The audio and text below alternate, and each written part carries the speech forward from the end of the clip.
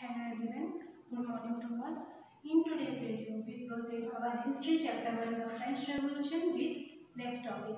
And today's topic is growing middle class. Okay, so let's start this video with this topic. So, a growing middle class in disease and into privileges.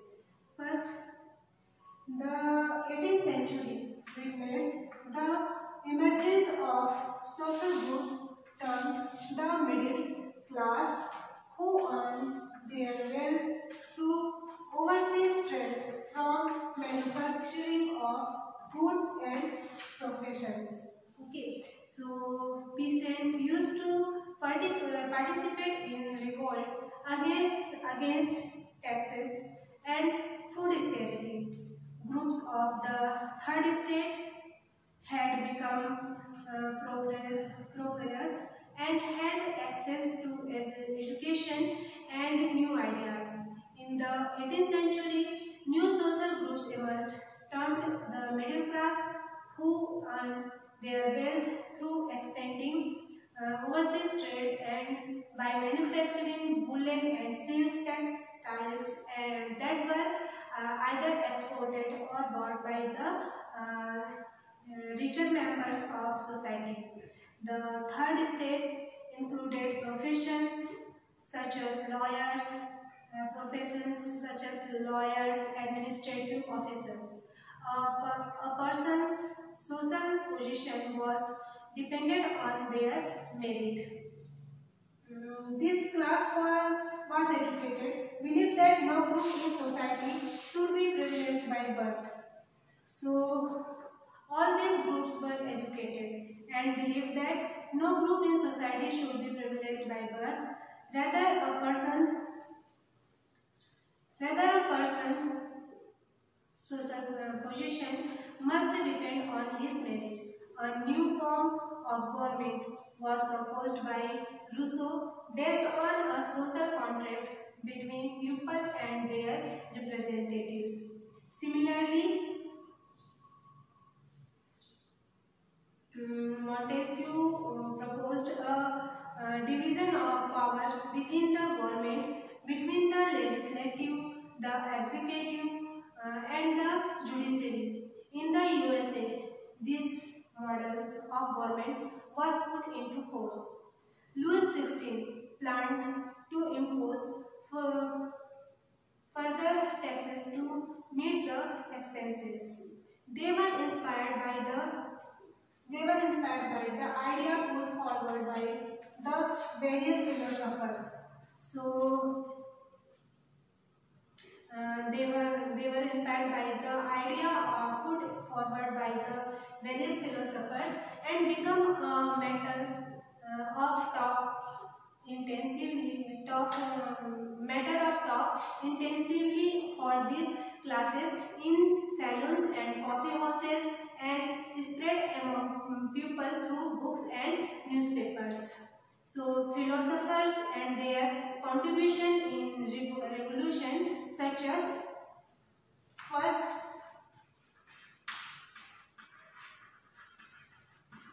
John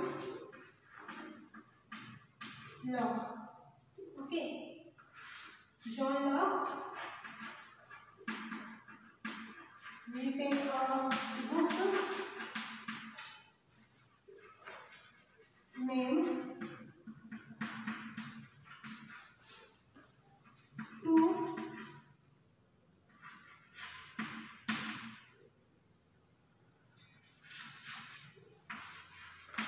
Treatise of Government. So first philosopher of John Locke by written a book named is Two Treatise of Government, and second philosopher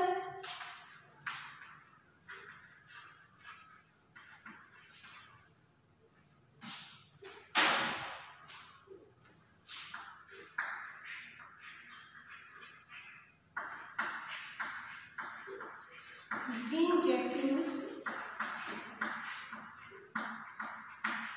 Rousseau, and by Rousseau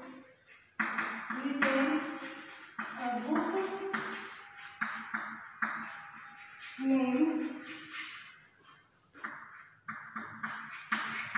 social contract.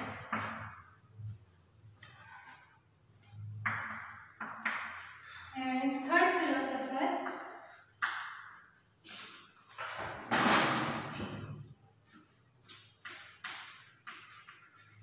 Montesquieu, by Montesquieu, written a book named The Spirit of the Laws. That philosophers John Locke, Jean-Jacques Rousseau, Montesquieu, by written a book named first two treatises of government, second social contract, and third the spirit of the laws. And the American Constitution and its guarantee of individual rights was an important example for political thinkers in France. Okay, so I repeat again, the American Constitution and its Constitution and its guarantee of individual rights was an important example for political thinkers in France. So, all political philosophers, their contribution in revolution, such as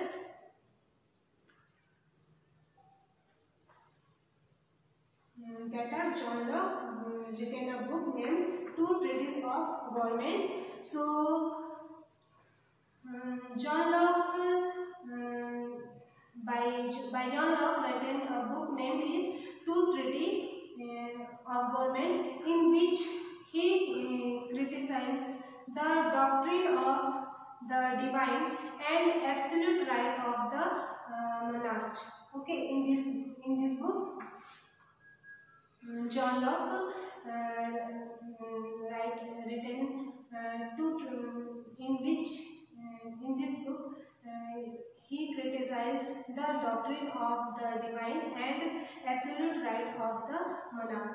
And second philosopher Jean-Jacques Rousseau written a book named is Social Contract. Uh, in which he proposed a form of government based on a social contract between people and their representative. And third philosopher Montesquieu written a book named The Spirit of the Laws, in which he proposed a division of power within the government between the legislative, the executive, and the judiciary. So I hope you all understood today's topic, grooming middle class. Next topic of this chapter we will study in next video. Thank you for watching. Welcome to this video on the causes for the French Revolution. Let's look at these causes by organizing them into types. The first type that we need to look at are political causes, or Louis XVI and his problems. Louis XVI came to power in 1774 at the age of 20. Long years of war had drained the financial resources of France, so the French treasury was empty. Louis XVI helped 13 American colonies to gain independence from their common enemy, Britain. France had taken 3 billion lire of loan from moneylenders who began to charge 10% interest. To meet its regular expenses, such as the cost of maintaining an army, the court, running government offices or universities, the ruler was forced to increase taxes. Second, social causes or division in the French society. French society in the 18th century was divided into three estates: clergy, the nobility, and the common people, commonly called the first, second, and third estates. The clergy and the nobility were 10% of the population but possessed 60% of the land. The third estate was 90% of the population but possessed only 40% of the lands. The church collected taxes from the common people, while the clergy and the nobility were exempted from paying tax. Nobles, on the other hand, collected feudal dues from the third estate people. Peasants were obliged to render services to the clergy and nobility whenever called, to work in their houses, their fields, to serve in their armies, or to participate in building roads. Third, economic causes, or the struggle to survive. The population of France rose from 23 million to 28 million in 1789. This led to a rapid increase in the demand for food grains. Production of grains was less because drought or hail reduced the harvest. Most workers were employed as laborers in workshops. Owners of workshops did not increase the wages of laborers either. This led to a subsistence crisis. Basically, there was severe scarcity of food grains, which occurred frequently in France. The fourth cause was the growth of the middle class and the influence from the United States. The 18th century witnessed the emergence of social groups termed the middle class, who earned their wealth through trade and professions. They were strongly influenced by the Declaration of Independence of the United States. They were also influenced by fundamental rights given to the citizens of the USA. All of these people were educated and believed that no group in society should be privileged by birth. They also believed that French society should be based on freedom, equality, and equal opportunities for all.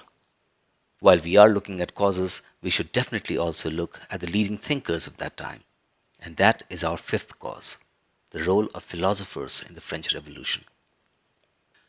A philosopher called John Locke, in his book called The Two Treatises of Government, criticized the doctrine of the divine and the absolute right of the monarch and nobles. This questioned their right to power, privilege, and money just because of the family in which they were born.